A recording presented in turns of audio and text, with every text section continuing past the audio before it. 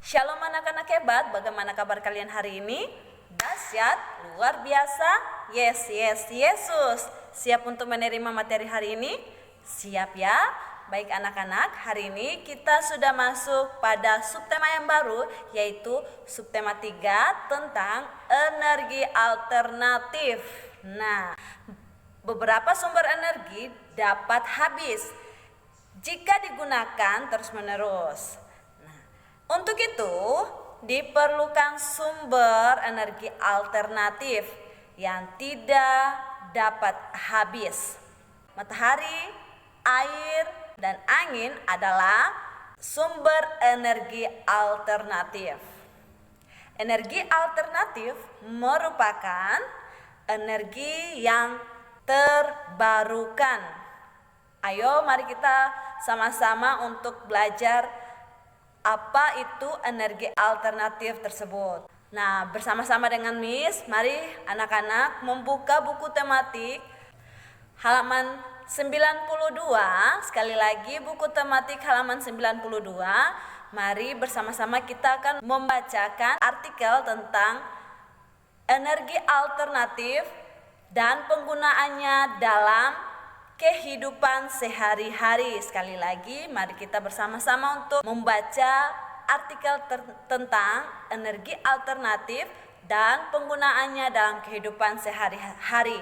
Dan Miss Yuli akan membacakan untuk anak-anak dan anak-anak dapat menyimak pada buku tematik kalian masing-masing.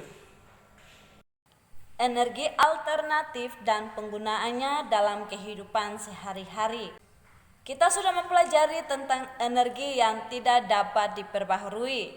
Energi yang tidak dapat diperbaharui adalah energi yang dapat habis. Oleh karena itu, perlu dilakukan usaha penghematan untuk menghindari kelangkaan energi.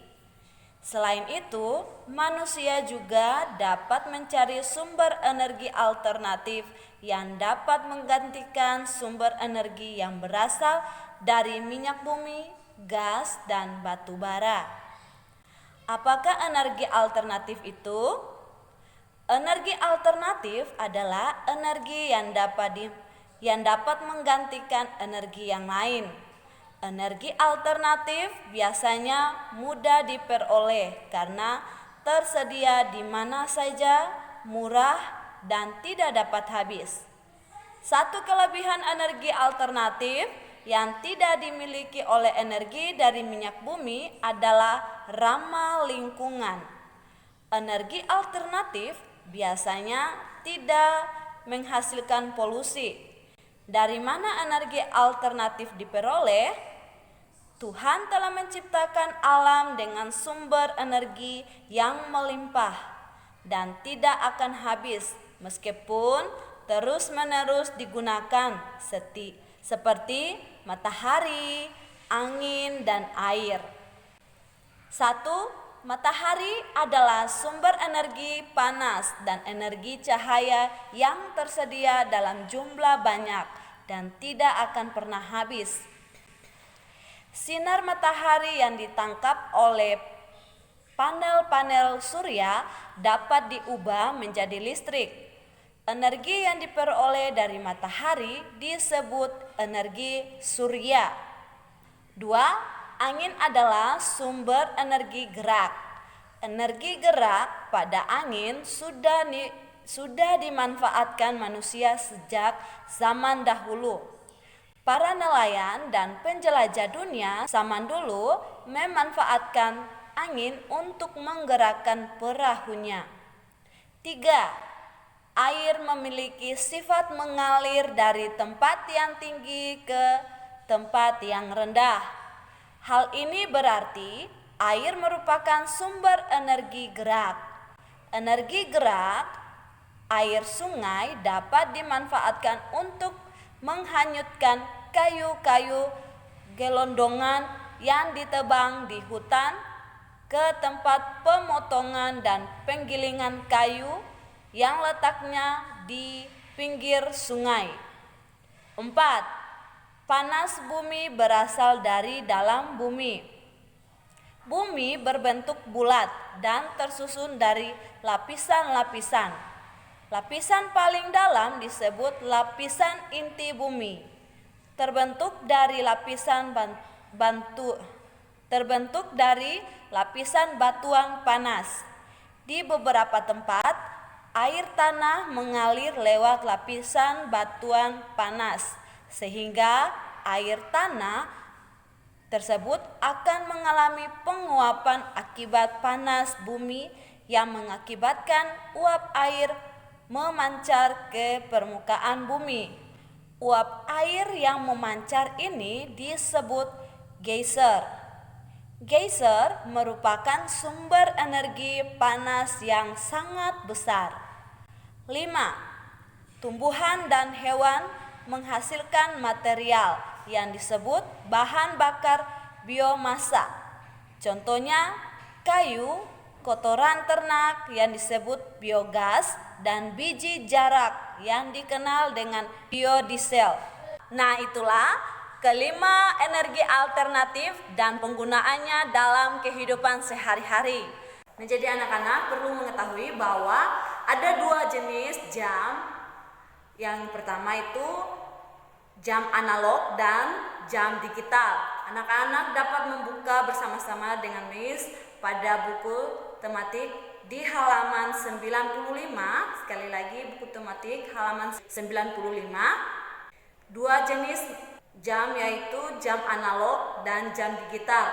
Pada jam analog, waktu ditunjukkan oleh jarum jam. Ini dia. Jam analog, waktu ditunjukkan oleh jarum jam, yaitu jarum panjang dan jarum pendek. Sedangkan jam digital ditunjukkan oleh angka. Jam analog terdiri atas 12 angka. Dari angka 1 sampai angka 12. Dengan demikian, satu hari terdiri atas 2 kali 12 jam, yaitu jam tersebut membagi waktu 24 jam dalam 2 periode per 12 jam. Sedangkan pada jam digital terdapat 4 angka. Sekali lagi, pada jam digital terdapat 4 angka. 4 angka ini sebagai penunjuk waktu yang dipisahkan oleh tanda titik 2. Tanda titik 2, angka di depan tanda titik 2 ini menunjukkan jam, dan angka yang di belakang tanda titik 2 ini menunjukkan menit. Ketika kita menggunakan jam digital, waktu sesudah pukul 12 siang akan tertulis pukul dari jam 1 siang atau 13.00 sampai jam 11 malam atau 23.00. Itu ditunjukkan dengan angka seperti ini. Bisa dimengerti? Baik. Oke, anak-anak hebat. Sedangkan tepat pada jam 12 malam akan kembali ke angka 00. Nah, pada gambar di samping ini jam menunjukkan angka 7:10, berarti jam menunjukkan pukul 7:10. Untuk membaca waktu yang ditunjukkan baik dengan jam analog dan maupun jam digital, kita harus selalu mengingat bahwa hubungan antar satuan waktu. Jadi 1 jam berapa menit? Ya, hebat. 1 jam 60 menit. Kalau 1 menit berapa detik? Iya, hebat. 1 menit 60 detik. Setiap penambahan 1 jam, maka menitnya akan bertambah 60. Anak perhatikan pada buku tematik kalian masing-masing. Pada buku tematik di halaman 96, kita akan membuat contoh yang ada di halaman 96, Edo mulai membaca dan Edo selesai membaca. Di samping kanan Miss Yuli, gambar jam, Edo mulai membaca. Dan di samping kiri Miss Yuli, gambar jam, Edo selesai membaca.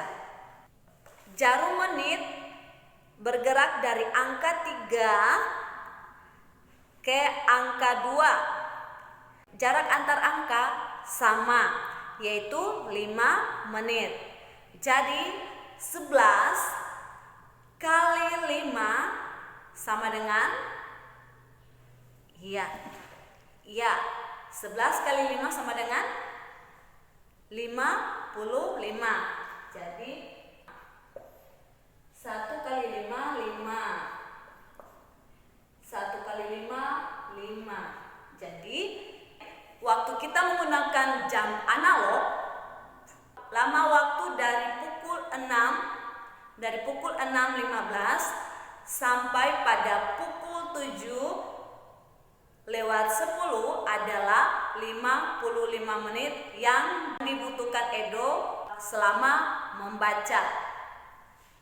Itu adalah contoh dari kita menghitung pakai jam analog. Jika kita menggunakan jam digital, akan seperti dari 6.15 Edo mulai membaca sampai 7 lewat 10 Edo selesai membaca. Jika kita menggunakan jam digital, berarti kita akan melakukan pengurangan. Kita akan melakukan pengurangan waktu selesai membaca dengan waktu mulai membaca. Jam dikurangi jam, menit dikurangi menit. Anak-anak perhatikan ya. Jadi selesai membaca dikurangi dengan waktu mulai membaca. Nah, yang di atas ini waktu selesai membaca dan di bawah ini waktu memulai membaca.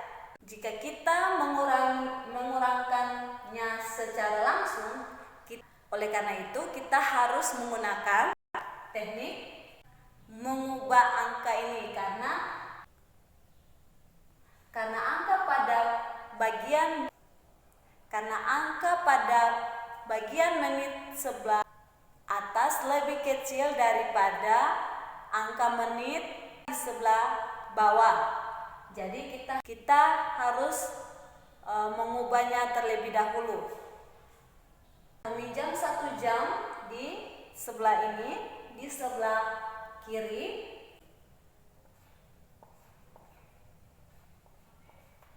Angka 7 akan menjadi angka 6 karena kita meminjamnya 1 jam, kita meminjam angka 1 dipindahkan ke sebelah.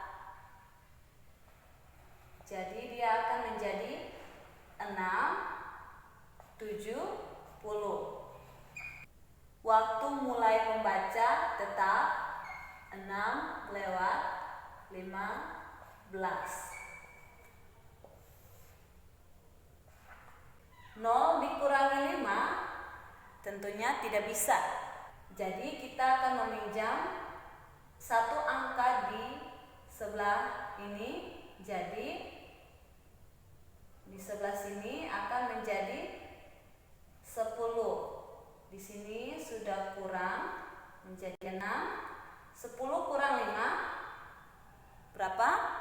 Iya, hebat, 5. Nah, ini sudah bukan 7 lagi tetapi 6. 6 dikurangi 1 berapa anak-anak? Iya, hebat, 5. Selanjutnya 6 kurang 6 0. 0 kurang 0 tetap 0. Nah, jadi kita harus mengubahnya terlebih dahulu dari angka 7 lewat 10.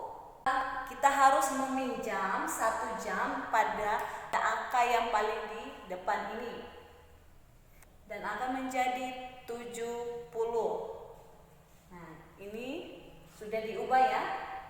jangan bingung karena ini sudah diubah. Boleh? Nah, sekarang anak-anak dapat membuka bersama-sama dengan Miss Yuli. Buka buku tematik halaman 101. Kita akan mempelajari kembali tentang pemanfaatan energi angin di Indonesia. Sekali lagi kita akan mempelajari tentang pemanfaatan angin di Indonesia. Pemanfaatan energi angin di Indonesia. Energi angin memiliki banyak manfaat dan juga telah banyak digunakan di Indonesia. Para nelayan di Indonesia memanfaatkan energi angin laut untuk menggerakkan kapal.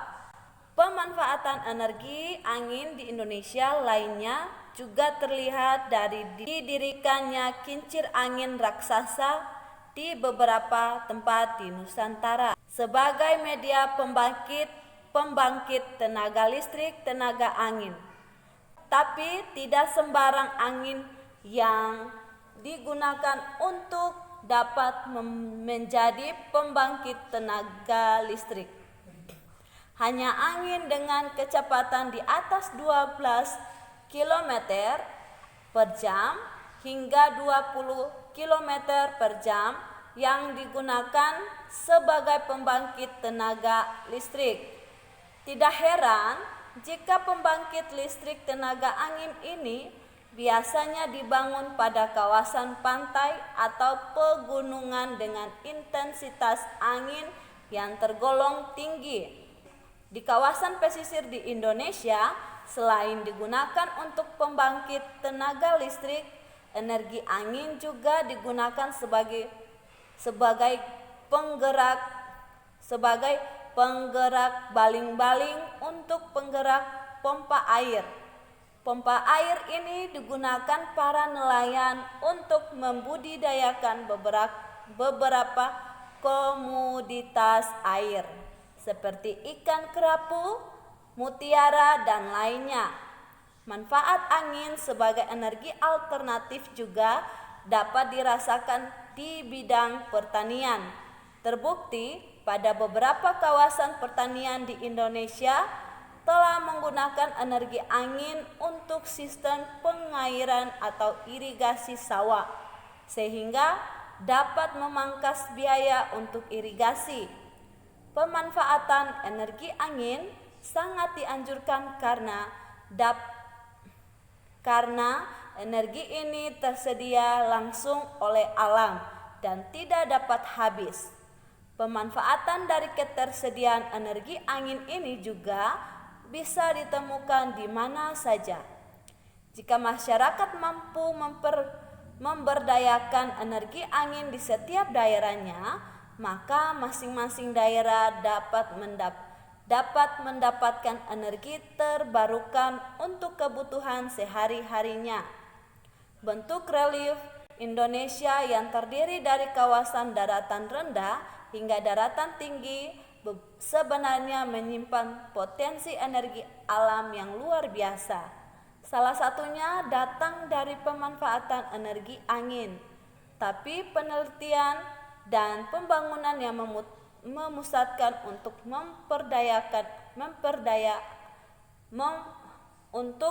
pemberdayaan energi alam di Indonesia masih kurang berkembang, sehingga manfaat energi angin di Indonesia belum berjalan sepenuhnya.